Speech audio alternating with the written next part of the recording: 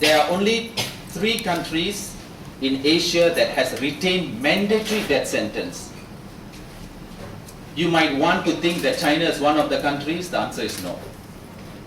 China does not have mandatory death sentence for drugs.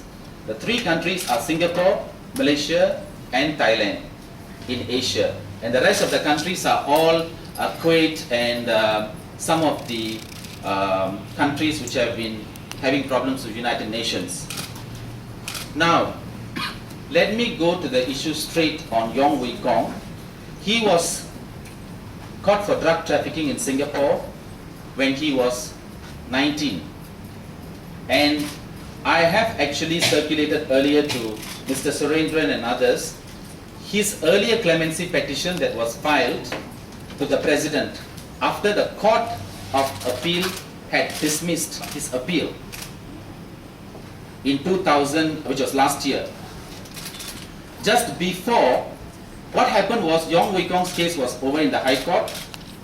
When his appeal was about to be heard in the Court of Appeal in last year, he withdrew his appeal because he turned to a Buddhist. He became a Buddhist monk in the prison. He had 2 Buddhist monks who he was under counseling, and he became a Buddhist monk.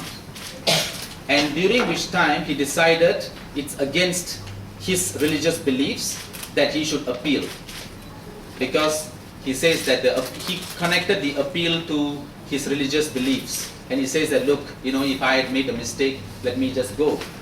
So he was scheduled to be executed on 4th of December 2000 last year, and just 2 days before his execution, I filed an application in court to stay the execution, and the court granted.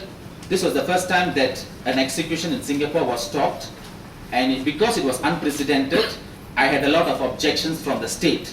But however, the court gave the stay of execution and allowed me to argue the proper appeal, because Yong Vui Kong's case was not properly heard before the Court of Appeal, because he withdrew his appeal. After which, my instructions were to challenge the mandatory death sentence in Singapore, because it tantamounts to cruel and unusual punishment. It's not only just, there is a lot of international jurisprudence as well as Privy Council decisions which previously Singapore had followed. Unfortunately, Malaysia also had followed these decisions. Now the Privy Council have said, look, all our decisions are wrong previously because of the way the law has developed. Basically, to take away the powers from the judge to have discretion. At the end of the day, mandatory death sentence, what we are asking, please allow a discretion. If you want to hang 100 people, fine, but at least one of them might have some merits.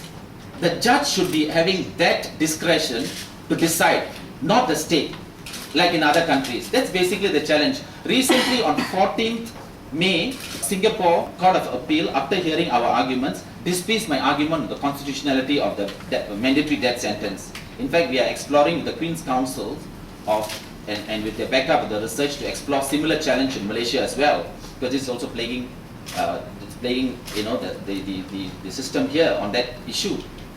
Now, on 14th May 2010, Mr. Chan Sek Keong, the Chief Justice of Singapore, ruled that Yong Vui Kong, a 22-year-old Malaysian from the state of Sabah, be hanged. My task is not an easy one. By Article 22P of the Singapore Constitution, such a petition is submitted to the President, who makes his decision on the clemency. You know, after the case is over, the only option Yong Vui Kong has right now is to present a clemency mercy petition to the President. That's the only avenue he has right now. Of course, his story is very pathetic. Not only he was 19 years old, he came from a very poor background. In Sabah, his mother was earning a mere $200 wages a month, struggling, and she's also suffering from mental depression. In fact, the sad fact is that the mother does not even know that the son is going to be hanged. In fact, she came 2 days before he was to be hanged, and he was about to announce to her, Mom, this Friday you won't see me. And just before they met each other, I went with that application in court, and we got the stay of execution. I thought it was a bad idea for him to announce to her, because she is suffering from schizophrenia. Normal human beings like us, we will have so much of difficulty in understanding that. What about the mother? And Yong Vui Kong he just wanted to see the mother, although he had turned into a Buddhist and stuff like that. he has to a certain extent resolved his own issues within himself, but that would be most cruel for us to watch. So she's still now kept in the dark because of a medical condition as well as the situation. He was so naive. Even the judge had found that he was so naive in court that he had even pleaded to the prosecution to consider, and that is also out in the clemency petition. So it's a very, very, very pathetic case.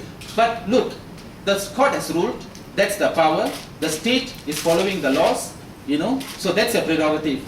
But what we have now, as I said, is only the clemency process that is available to Yong, which is to petition the president. The problem here now about the clemency process, this is thanks to an astounding revelation made by the Attorney General in the course of his arguments in the case when I was arguing before the Court of Appeal.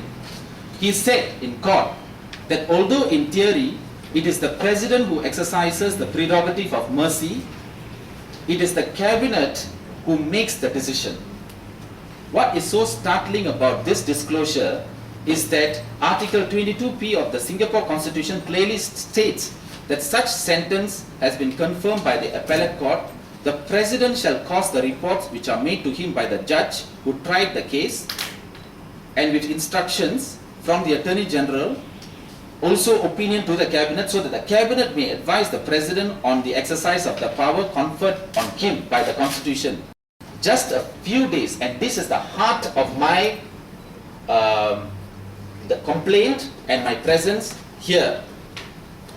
None other than the law minister, a key member of the cabinet, made a public statement to a question by a constituent that Yong Vui Kong, he mentioned Yong Vui Kong just before the Court of Appeal delivered its judgment, is young.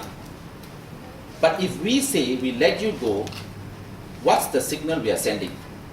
We are sending a signal to all drug barons out there: just make sure you choose a victim who's young or a mother of a young child and use them as the people to carry drugs into Singapore. With the sympathy generated after these people are caught, he added, there will be a whole unstoppable stream of people coming through as long as we won't enforce our laws. This quote is found in the Today paper, not today's paper, Today paper of Singapore, the mainstream media, and quoting what the minister had said.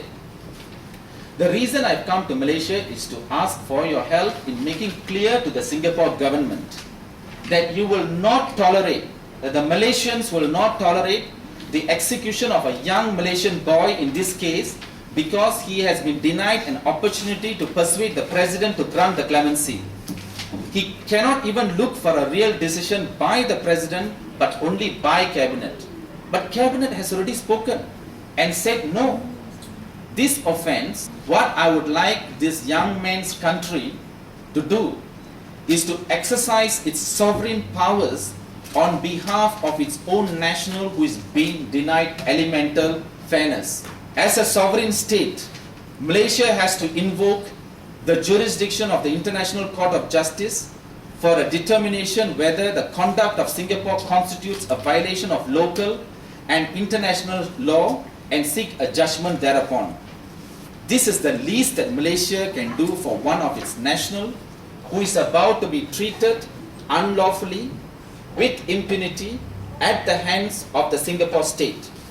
Malaysia must act swiftly on behalf of its national who is about to be killed. Why I'm making this emphasis here is that in the past, when there are executions of Germans, how often you see a lot of Malaysians have been hanged in Singapore because of the close proximity and so on and so forth. When is the last time that your country, of course with due respect to Malaysia, have actually raised an issue of your national facing such elemental unfairness in terms of due process? So I have done my best, what I can do. I've acted this matter pro bono, just like the lawyers who are here to fight for the same spirit of justice. And I will definitely go to the Singapore court subsequently to follow up for a judicial review application on these matters.